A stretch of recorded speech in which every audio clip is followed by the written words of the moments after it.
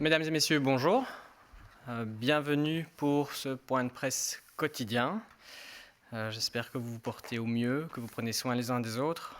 Nous allons directement commencer par un état de la situation au niveau épidémiologique et ensuite répondre à quelques-unes de vos questions. Je passe la parole à Steven.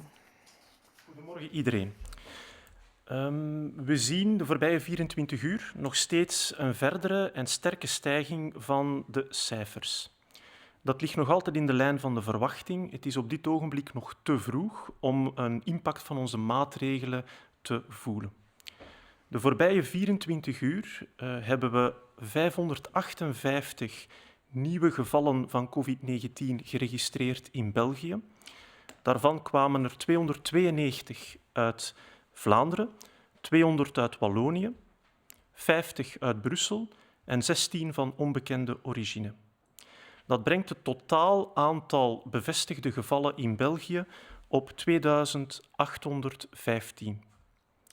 In de ziekenhuizen werden er de voorbije 24 uur 299 bijkomende patiënten opgenomen en 58 patiënten mochten de voorbije 24 uur het ziekenhuis verlaten. Dat brengt het totaal aantal patiënten dat momenteel in onze hospitalen ligt op 1089. Daarvan liggen er 238 op intensieve zorgen. Dat is een stijging van 74.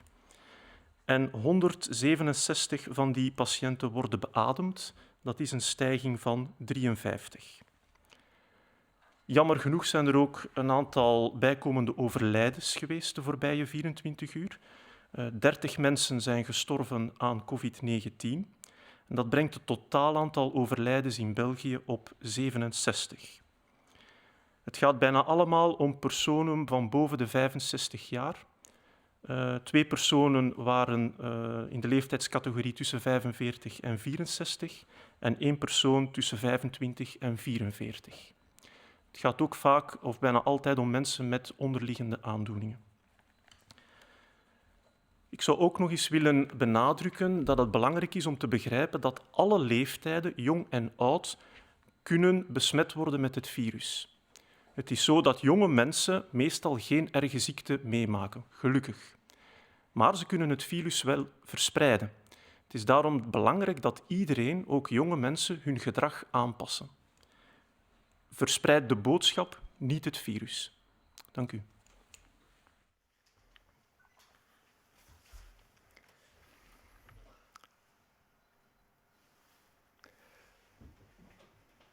Bonjour à tous, goeiedag iedereen. Nous allons faire le point sur la situation de hier, donc du vendredi 20 mars. Nous observons toujours une augmentation importante du nombre de nouveaux cas, du nombre de patients hospitalisés, et cela reste en ligne avec ce que nous attendions, car nous n'avons pas encore l'impact total des mesures qui ont été décidées dans ces derniers jours. Au niveau du pays, les laboratoires ont réalisé plus de 26 000 tests, dont 2150 pour la journée d'hier. Pour la journée d'hier, 558 personnes ont été diagnostiquées positives avec le virus Covid-19. Parmi celles-ci, 292 étaient en Flandre, 50 à Bruxelles, 200 en Wallonie, et pour ces personnes, les données doivent encore être consolidées. Cela porte pour la Belgique à 2815 infections à coronavirus. La situation dans les hôpitaux, qui est, comme vous le savez, une situation qu'on monitore au quotidien de façon très rapprochée, est la suivante. Pour la journée d'hier, 299 personnes ont été hospitalisées, portant à 1089 le nombre de personnes actuellement dans les hôpitaux dans le cadre d'une infection à coronavirus. La situation des personnes qui nécessitent des soins intensifs est la suivante. Donc 74 personnes sont rentrées dans des soins intensifs hier, ce qui porte à 238 personnes qui sont aux soins intensifs. Parmi celles-ci, 167 nécessitent une assistance pour respirer. Depuis le 13 mars, 263 personnes ont pu quitter les hôpitaux Et pour la journée d'hier, cela porte le nombre à 58. Nous devons également déplorer un nombre de décès. Donc, 30 personnes sont décédées hier des suites d'une infection à coronavirus, ce qui porte le nombre total pour la Belgique depuis le début de cette épidémie à 67 décès. La toute grande majorité des personnes qui sont décédées ont plus de 65 ans, mais 3 personnes parmi celles-ci avaient moins de 65 ans. Nous voudrions rappeler que tous les groupes d'âge de la population peuvent être infectés par le coronavirus et peuvent également avoir des conséquences graves liées à ce virus et certainement aussi être vecteurs de transmission dans la communauté de cette infection. Et donc, nous voulons porter un message particulier aux tranches d'âge, aux jeunes de notre société. Vous avez un rôle très important dans la diffusion de l'information autour de vous, mais vous devez aussi veiller à ne pas diffuser l'infection chez vos proches et dans votre entourage. Nous voudrions également refaire le point sur les masques, qui sont évidemment un matériel extrêmement important, certainement chez les personnes qui s'occupent des personnes malades ou qui prennent soin des personnes fragiles. Donc, comme vous le savez, 5 millions de masques ont été distribués vers les groupes prioritaires dans notre société ces dernières 24 heures. Et nous attendons dans les heures qui viennent encore des arrivages de masques supplémentaires et ces masques seront toujours distribués en priorité aux personnes qui doivent être protégées en premier lieu. Un point également sur la capacité de nos hôpitaux à répondre à la demande de soins intensifs. Donc, 1/3 des lits de soins intensifs sont actuellement occupés. Donc, nous avons encore une capacité supplémentaire disponible pour faire face à une augmentation du nombre de personnes nécessitant ce type de soins.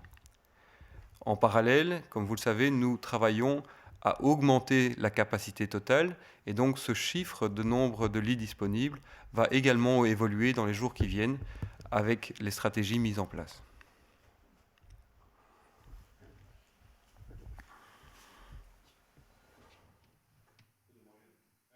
Zoals aangegeven door de experten betreuren we momenteel in ons land al 67 overlijdens. We willen ons medeleven betuigen aan alle familieleden en naasten van deze slachtoffers. Ook het aantal opnames in ziekenhuizen blijft stijgen. We kunnen dus niet genoeg benadrukken om deze regels heel strikt op te volgen. Enkel op die manier zullen we er samen in slagen om de gevolgen van dit coronavirus te beperken. Ik maak dan ook graag van deze gelegenheid nogmaals gebruik om de regels, een aantal principes, nogmaals duidelijk te stellen. Alle recreatie is verboden. Daar wordt een uitzondering voor gemaakt voor te gaan wandelen, fietsen of te gaan joggen, als dat kan in de nabijheid van uw woonst. Alle andere recreatie is voor alle duidelijkheid verboden. Uiteraard kan u uw huis nog verlaten om te gaan winkelen, voedingswaren in te kopen. Maak daar geen familieuitstap van. 1 persoon per gezin.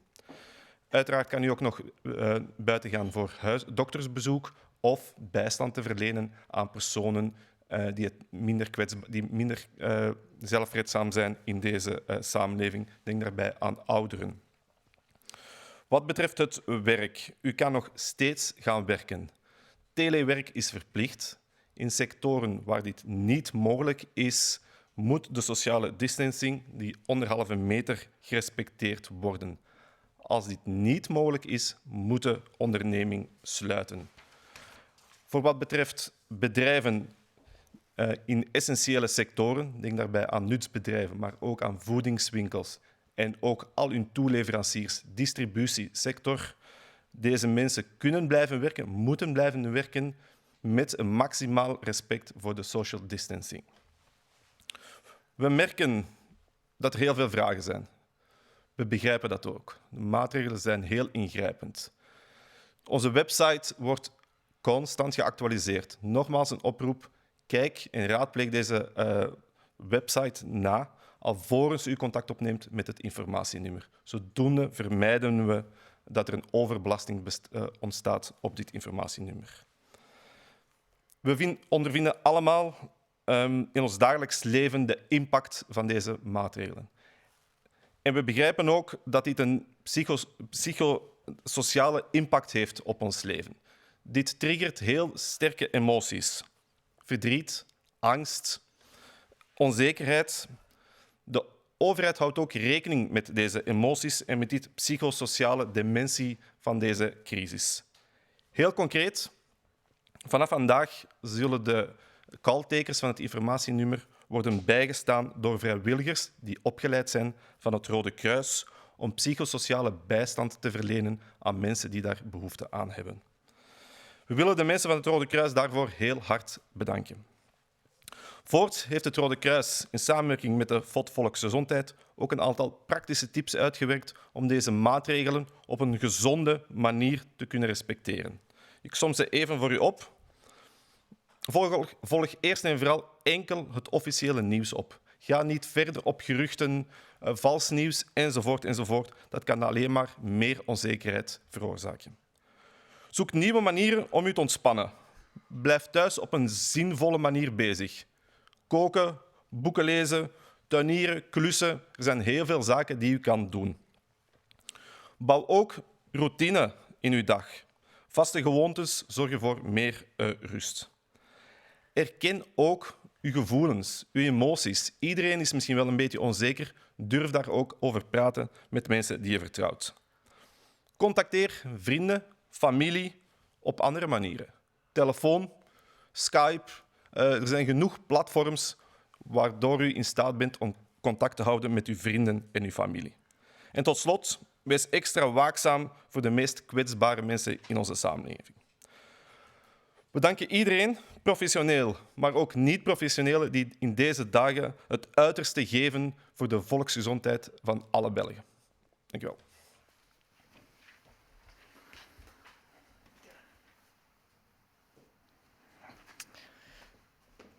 Comme les experts viennent de l'expliquer, nous devons malheureusement déplorer aujourd'hui 67 personnes qui sont décédées du Covid-19. Nous souhaitons aujourd'hui présenter nos condoléances à l'ensemble des familles touchées et leur faire part de notre soutien, puisque nous voyons également qu'il y a énormément de personnes qui rentrent encore dans les hôpitaux et concernées par le Covid-19 et également en soins intensifs. Nous souhaitons aussi apporter notre soutien à l'ensemble des familles concernées par ces personnes en particulier. On ne peut que répéter et insister sur le fait de suivre de manière le plus stricte possible les mesures que nous avons décidées. C'est uniquement de cette manière-là qu'on va pouvoir limiter la diffusion du virus. C'est pour ça qu'on va encore aujourd'hui répéter certains principes de base et clarifier certaines choses. On va être clair, toutes activités récréatives sont interdites. Il a également été précisé que vous pouvez bien évidemment prendre l'air si vous souhaitez aller vous promener, courir ou faire du vélo, et uniquement dans votre environnement proche. Il n'est donc pas autorisé de faire des déplacements plus loin pour éventuellement aller se promener. Restez dans votre environnement proche. Les services de police sont là pour faire respecter cela. Il est évidemment toujours possible de vous déplacer pour aller faire des courses. Les supermarchés restent ouverts. Vous pouvez évidemment aussi aller, si nécessaire, auprès de votre médecin. Vous téléphonez à votre médecin généraliste, mais aller auprès d'un pharmacien, par exemple, ou devoir vous rendre à l'hôpital. Vous pouvez également vous déplacer si vous avez besoin d'apporter une assistance auprès de personnes plus âgées ou de personnes en situation de handicap ou plus vulnérables. Et évidemment, vous déplacer pour aller travailler. Pour le travail, c'est assez clair. Le télétravail est obligatoire. Et si ce n'est pas possible, vous devez mettre en place les mesures de distanciation sociale au sein de votre entreprise. Et uniquement si ça, ce n'est pas possible, alors l'entreprise doit fermer. Il y a aussi évidemment ces secteurs essentiels, ces services essentiels et les différents secteurs pour lesquels les activités doivent continuer, tout en respectant les distances sociales. Et c'est valable pour les entreprises, mais également pour les producteurs ou les livreurs liés dans ce secteur-là. On remarque ces derniers jours qu'il y a énormément de questions et d'incertitudes, ou d'inquiétudes en tout cas. On comprend qu'il y a énormément de questions, on a tous des questions. On souhaite juste vous vous expliquer que nous sommes là avec énormément de monde, tant au call center qu'au niveau des médias sociaux, pour répondre à un maximum de vos questions. Ça peut prendre un peu de temps, soyez patients, mais surtout, allez d'abord consulter le site web. Vous avez toutes les informations dessus, suivez les médias traditionnels aussi, et téléphonez que si vous avez vraiment la nécessité d'avoir des questions plus précises, des réponses plus précises à vos questions. Tout le monde se rend compte que les mesures ont un énorme impact sur votre vie quotidienne. Les autorités sont bien conscientes que cette situation, ces décisions, peuvent engendrer énormément d'émotions que vous vivez peut-être en ce moment-ci. Des incertitudes, de la colère, des tensions, de la tristesse, voire de la peur. Sachez que toute la dimension psychosociale est très importante dans cette crise et nous tenons compte de cela et nous allons vous accompagner là-dedans. Concrètement, derrière le numéro d'information 0800 14 689, à partir d'aujourd'hui, il y a une équipe de volontaires de la Croix-Rouge qui sera en place sous la coordination du SPF Santé publique. Ces volontaires sont là pour vous écouter, pour vous apporter une aide psychosociale, répondre éventuellement à vos besoins ou vous guider vers des structures plus locales au niveau de vos communes qui peuvent aussi être à votre écoute et vous aider selon vos problèmes personnels.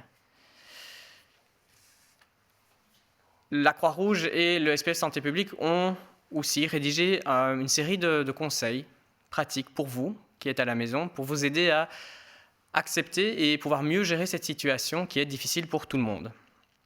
Premièrement, suivez les canaux officiels d'information. Il ne sert à rien de passer sa journée sur les médias sociaux, d'aller lire et d'écouter toutes les rumeurs et toutes les fake news qui circulent. Cela augmentera votre angoisse.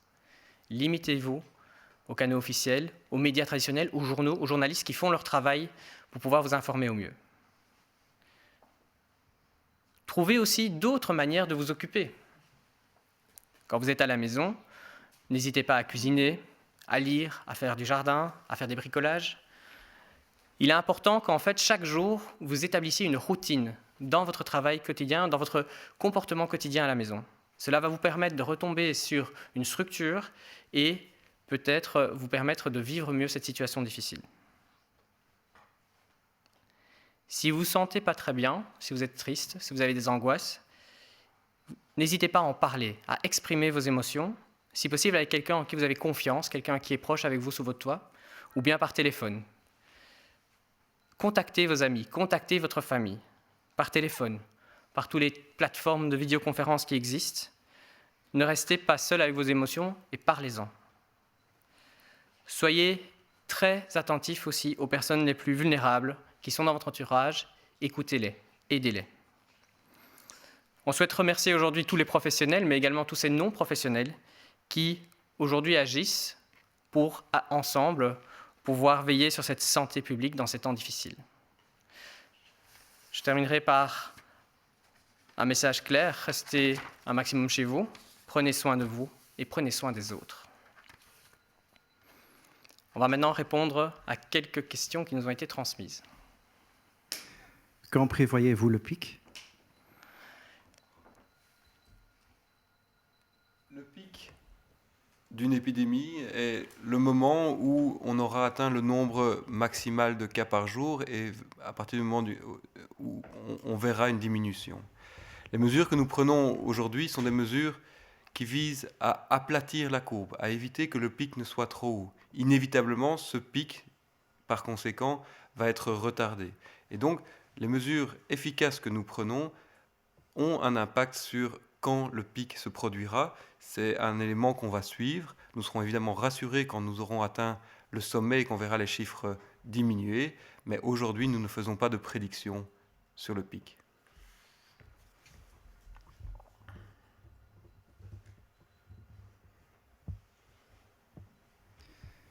Wanneer verwachten jullie een piek? Dat is moeilijk te voorspellen. Het is zo dat met de maatregelen die we genomen hebben, dat we een sterke impact hebben op het verdere verloop van de epidemie. Maar dat betekent ook dat door onze maatregelen we de piek aan het afvlakken zijn, maar ook wat aan het verleggen zijn in de tijd. Wanneer die piek precies gaat vallen, is heel moeilijk op dit moment te voorspellen. Het kan nog een tijdje duren.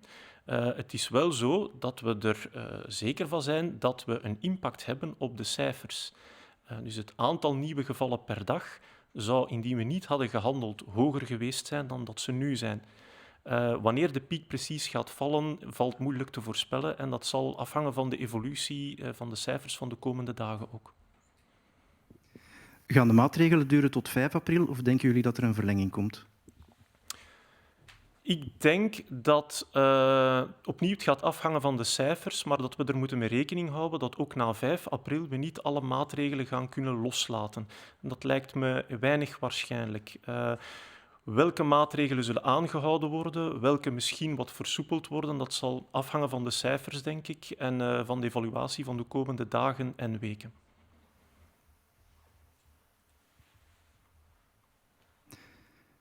Le confinement jusqu'au 5 avril sera-t-il suffisant ou faudra-t-il le prolonger? Les mesures que nous prenons aujourd'hui sont des mesures qui doivent être maintenues dans une certaine période. Et après le 5 avril, nous devrons évaluer quelles mesures doivent encore être maintenues et quelles mesures pourront être levées. Le timing de toutes ces mesures va dépendre de l'évolution dans les prochains jours et aussi des capacités complémentaires que nous pourrons mobiliser pour passer à une phase de désescalation de ces mesures tout en contrôlant la propagation du virus dans notre société. Y a-t-il des amendes ou des sanctions prévues si l'on ne respecte pas les mesures imposées? Oui, je pense qu'on a été assez clair là-dessus. Les services de police jouent le rôle, comme au quotidien, de veiller à l'ordre public. Et l'ensemble des services de police locales et fédérales sont là pour aussi accompagner ces mesures de santé publique et veiller à ce que chacun les respecte pour qu'ensemble, on arrive aux résultats souhaités. Et donc, les services de police sont sur le terrain et, si nécessaire, agiront en conséquence.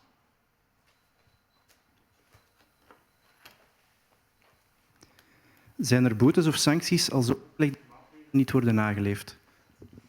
Ja, laat ons er heel duidelijk in zijn. Het antwoord is ja. De politiediensten zullen en gaan controleren op het strikt naleven van deze maatregelen. Want we beseffen toch allemaal dat dit gaat over de volksgezondheid van ons allemaal. Dus het is geen tijd om daar creatief mee aan de slag te gaan. Politiediensten zullen controleren en indien nodig zullen er ook boetes volgen. Is er al meer nieuws over die nieuwe lading van 5 miljoen mondmaskers die binnenkort zou aankomen? Er is al een lading van 5 miljoen mondmaskers geleverd en die zijn al verdeeld over heel het land naar een aantal prioritaire groepen. En er wordt heel binnenkort een nieuwe levering van 5 miljoen mondmaskers verwacht. Die zit er aan te komen, maar daar kan ik niet meer details over geven op dit ogenblik.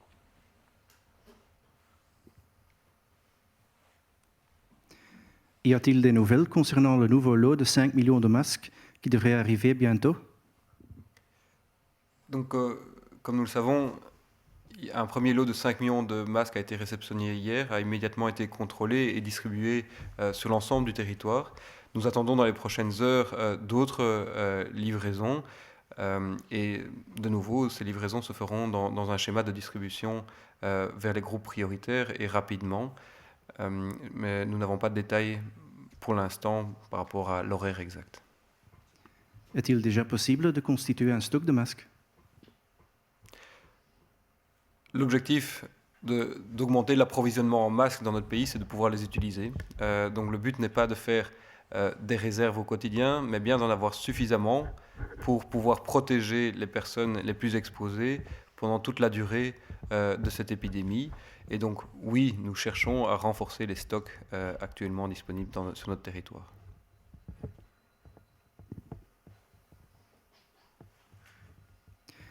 Is het al mogelijk om een stok van maskers aan te leggen?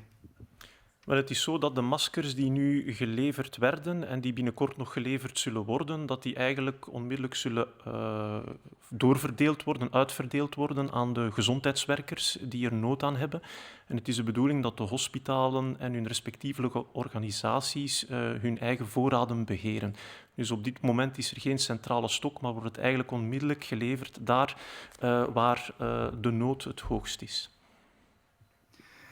Hoeveel van de bedden op intensieve zorg is momenteel bezet?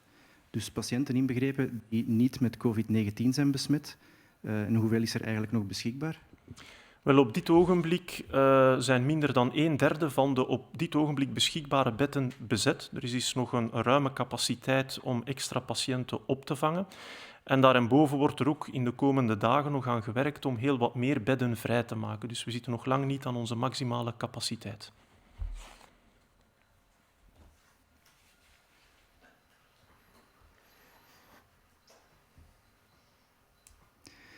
Combien de lits sont actuellement occupés en soins intensifs, y compris les patients non infectés par COVID-19, et combien de lits sont encore disponibles? Aujourd'hui, 1/3 des lits de soins intensifs sont actuellement occupés par des patients infectés par le Covid-19 ou pour d'autres raisons. Et donc nous avons encore des capacités disponibles actuellement en suffisance, mais nous anticipons également une demande qui risque d'être plus importante dans les prochains jours. Et donc pour cela, des capacités supplémentaires sont en train d'être déployées. Mais donc aujourd'hui, nous ne sommes pas dans une situation où nos soins intensifs seraient en surcapacité, surchargés.